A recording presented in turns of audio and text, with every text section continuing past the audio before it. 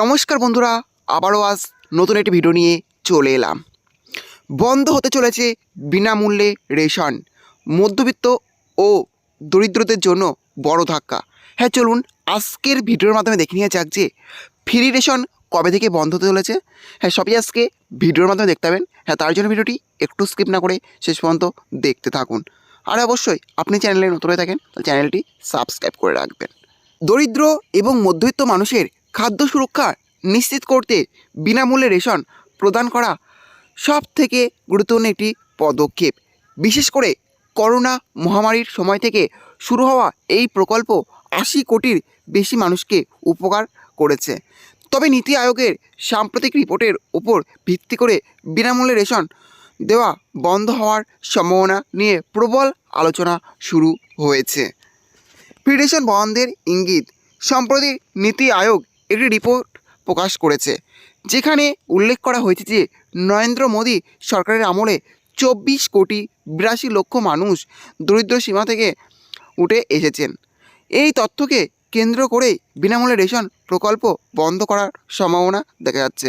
এছাড়াও এই রিপোর্টের ভিত্তিতে বর্তমানে ৮০ কোটি রেশন সুবিধাভোগীর তালিকা থেকে ওই ২৪ কোটি ৮২ লক্ষ মানুষের নাম বাদ দেওয়া হতে পারে বলে মনে করা হচ্ছে। রেশন গ্রাহকদের থেকে টাকা নেওয়ার প্রস্তাব। নীতি আয়োগের একটি বৈঠকে রেশন ডিলারের আয়ের বৃদ্ধি নিয়ে আলোচনা করা হয়। সেখানে প্রস্তাব রাখা হয়েছে যে গ্রাহকদের থেকে প্রতি কেজি রেশনের পণ্য বাবদ ১ থেকে ১.৫ টাকা নেওয়া হতে পারে। এই প্রস্তাবের মাধ্যমে প্রত্যেক গ্রাহকের থেকে ৫ থেকে ৭ টাকা করে অতিরিক্ত আয়ের সুযোগ থাকবে বলে আশা করা যাচ্ছে। বর্তমানে রেশন ডিলাররা প্রতি কেজিতে মাত্র ৯০ পয়সা কমিশন পান।